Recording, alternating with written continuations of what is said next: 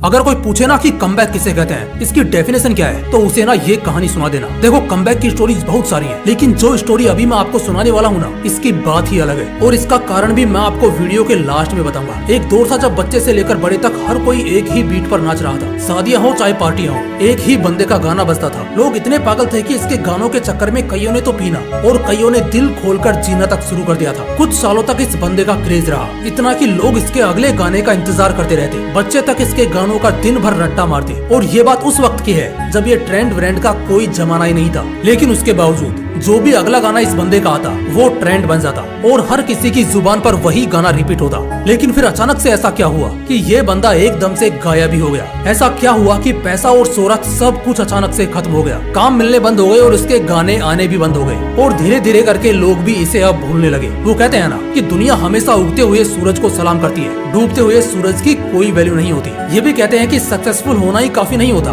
बल्कि उसे संभालना असली काबिलियत होती है। बस शायद यही चीज इस शख्स से ना हो पाई। ये बंदा नशे और हवाबाजी में ऐसा डूबा कि फिर सालों तक नजर नहीं आ पाया। लेकिन लोगों में बड़ी चर्चा है इस बात की कि शायद ये बंदा कमबैक करेगा। वो कमबैक कितना शानदार होगा, ये हम वक्त पर छोड़ देते हैं। लेकिन कभी लोगों के दिलों पर राज करने वाले इस कलाकार की कहानी को करीब से जरूर जानना चाहिए, क्योंकि इनसे सीखने को भी बहुत कुछ मिलेगा। तो जिस शख्स की कहानी हम जानने वाले हैं, इनका जन्म 15 अगस्त 1983 को होशियारपुर पंजाब में हुआ था। शुरुआती समय में इनका परिवार पंजाब में रहता था, लेकिन समय बीतने के साथ और अपने काम के चलते इनका परिवार दिल्ली शिफ्ट हो गया, जहाँ से इन्होंने अपनी स्कूलिंग और हायर स्कूलिंग कंप्लीट की। और इस समय इन्हें म्यूजिक में इंटरेस्ट भी आने लगा, जिसका सबसे बड़ा कारण बने AR रहमान। तो हुआ ये कि एक दिन इनके पिता के दोस्त ने इन्हें AR रहमान का एक गाना सुनाया। हालांकि वो गाना तमिल में था और उस वक्त ये बच्चे भी थे, जिस वजह से इन्हें ज्यादा कुछ समझ नहीं आया। लेकिन जो ट्यून्स और जिस तरह से उस गाने को गाया गया था, वो इन्हें बहुत पसंद आया, जिससे इनका म्यूजिक की तरफ इंटरेस्ट शुरू हुआ। इसी के चलते आगे जाकर अपने स्कूल और कॉलेज में इन्होंने म्यूजिक से रिलेटेड इवेंट्स में पार्टिसिपेट करना शुरू किया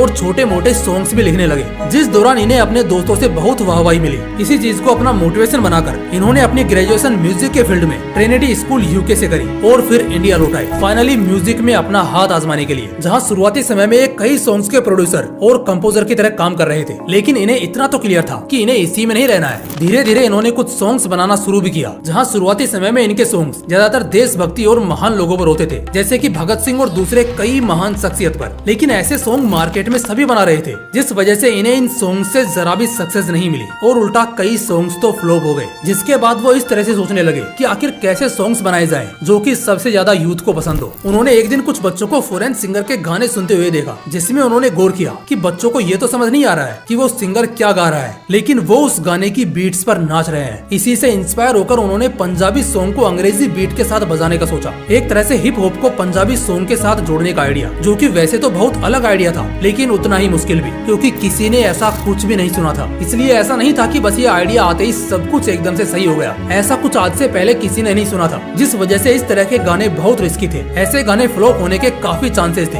क्योंकि किसी को पता नहीं था कि लोगों का इस तरह के नए गानों पर क्या रेस्पॉन्स होगा, जिस वजह से सभी प्रोड्यूसर्स इसमें पैसा लगाने से पीछे हट रहे थे। हालांकि उस वक्त इस बंदे ने म्यूजिक इंडस्ट्री से जुड़े हुए काफी लोगों से अपनी पहचान बना ली थी और कुछ ऐसे गाने लिख भी दिए थे जिसमें पंजाबी सॉन्ग्स में हिप हॉप का तड़का लगाया हुआ था। लेकिन हर जगह से तब उन्हें रिजेक्शन ही मिली। तब एक बार जब वो दिल्ली गए हुए थे, तब वहाँ उनकी मुलाकात फेमस सिंगर अशोक मस्ती से हुई, जिसमें उन्होंने अपने पंजाबी सॉन्ग और हिप हॉप को मिक्स करने का आइडिया सुनाया, जिसे पहले तो अशोक मस्ती ने सीधे रिजेक्ट कर दिया, ये कहते हुए कि ऐसे सॉन्ग्स बाहर देशों में चल सकते हैं लेकिन इंडिया में नहीं। पर कुछ समय बाद वो इनके इस आइडिया के लिए मान गए और यहाँ तक कि उन्हें इसके लिए प्रोड्यूसर भी मिल गया। जिसके बाद इस बंदे ने और अशोक मस्ती ने मिलकर खड़गे क्लासी सॉन्ग रिलीज किया, जो कि बहुत ज्यादा हिट तो नहीं हुआ, लेकिन लोगों को पसंद आया, जिससे इस बंदे को ये तो विश्वास हो गया कि उसके गाने में कुछ तो ऐसा है जो लोगों को पसंद आ रहा है। और इतना ही विश्वास काफी था उसके लिए आगे वायरल एल्बम निकालने के लिए, जिसके साथ 2011 में इन्होंने अपना पहला हिट सॉन्ग लख 28 कुड़ीदा रिलीज किया, जिसमें फेमस सिंगर दिलजीत दोसांझ भी थे।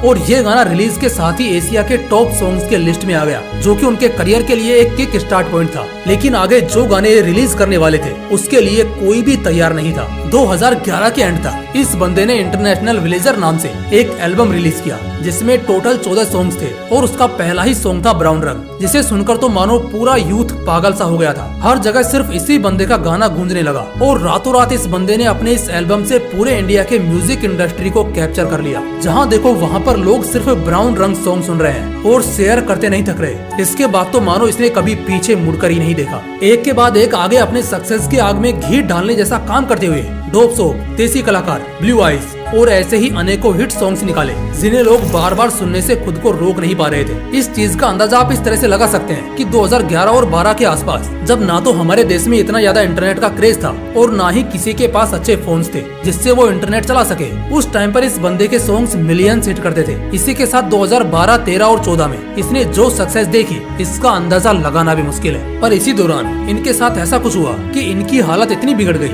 कि हर अगले दिन वो अपने सामने अपने मौत को देखते थे। और इस हालत के पीछे का कारण था बायपोलर डिसऑर्डर, जो कि एक ऐसी बीमारी होती है जिसमें किसी इंसान को हजारों तरह के अलग अलग थॉट्स आने लगते हैं। सुसाइडल से लेकर अजीब अजीब तरीके के थॉट्स दिमाग में गूंजने लगते हैं। हालांकि इससे पहले ये ऐसे मेंटल प्रॉब्लम्स पर बिलीव नहीं करते थे। उन्हें लगता था कि सिर्फ फिजिकल प्रॉब्लम ही होती है और बस यही प्रॉब्लम है, यानी कि बॉडी में जो प्रॉब्लम्स होती हैं बस यही रियल प्रॉब्लम्स है और मेंटल हेल्थ जैसा कुछ नहीं होता। लेकिन जब अचानक से उन्हें ये मेंटल इश्यूज हुए तब धीरे धीरे उनकी कंडीशन बहुत बिगड़ने लगी। शुरुआत में तो उन्हें ये भी नहीं पता था कि उन्हें ऐसा कुछ डिसऑर्डर हुआ भी है, लेकिन समय के साथ उनकी हालत इतनी बिगड़ गई कि वो अपने फैमिली मेंबर्स पर भी शक करने लगे कि ये मेरे असली फैमिली मेंबर्स है भी या नहीं। और यही बायपोलर डिसऑर्डर का सबसे खतरनाक फेज होता है। आप कितने भी मेंटली स्ट्रॉन्ग क्यों ना हो, लेकिन आपके दिमाग में एक ही वक्त पर इतने अजीब और अलग अलग थॉट्स आने लगेंगे कि आप उन्हीं में कंफ्यूज होकर अपनी मेंटल स्टेबिलिटी खोने लगोगे। हालांकि जो एक चीज काफी कम लोगों को पता है कि इसने अपने इस डिसऑर्डर का सबसे बड़ा कारण खुद का ईगो बताया। दोस्तों, आई होप आप लोग अब तक समझ चुके होंगे कि मैं किस शख्स की बात कर रहा हूँ। जी हाँ, मैं बात कर रहा हूँ हनी सिंह की। बियर बाइसेप्स के रिसेंट पॉडकास्ट में हनी सिंह ने बताया था कि 2012 से लेकर 14 के बीच में उन्होंने सिर्फ सक्सेस देखी। उससे पहले वो भगवान पर विश्वास करते थे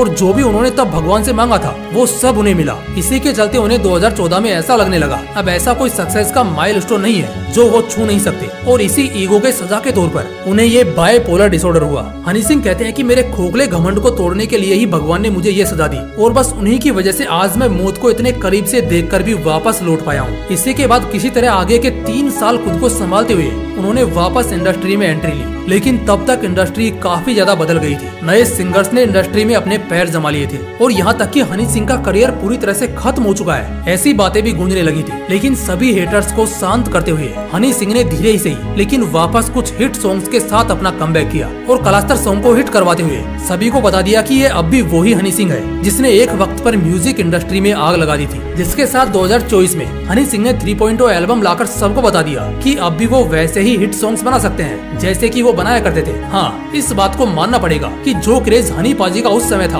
वैसा वापस आना बहुत मुश्किल है। लेकिन जिस बीमारी से लड़कर उन्होंने अपना ये एपिक कमबैक किया है वो कोई चमत्कार से कम नहीं है। और जो उनके रियल फैंस हैं वो उनके इस स्ट्रगल को अच्छे से समझ पाएंगे कि इतने सक्सेसफुल करियर के बाद जो झटका उन्होंने झेला है उससे उबर पाना ही बहुत बड़ी बात है। लेकिन उससे वापस लौटकर लोगों को हनी सिंह का दूसरा रूप दिखाना खुद में किसी सक्सेस से कम नहीं है। अब पता है मैंने इस कमबैक को सबसे अलग क्यों कहा था, क्योंकि जो हनी सिंह 10 साल पहले अपने गानों से यूथ को इंस्पायर कर रहे थे नशा करने के लिए, आज वो ही हनी सिंह लोगों को नशा करने के लिए मना कर रहे हैं। गाना गुना मत फूका करो भाई। अगर आप इसका पूरा इंटरव्यू देखोगे ना तो आपको समझ आएगा कि ये वाला हनी सिंह थोड़ा अलग है। तो आज के लिए बस इतना ही, बाकी मैं मिलता हूँ अगली वीडियो में। तब तक के लिए जय हिंद, जय श्री कृष्णा।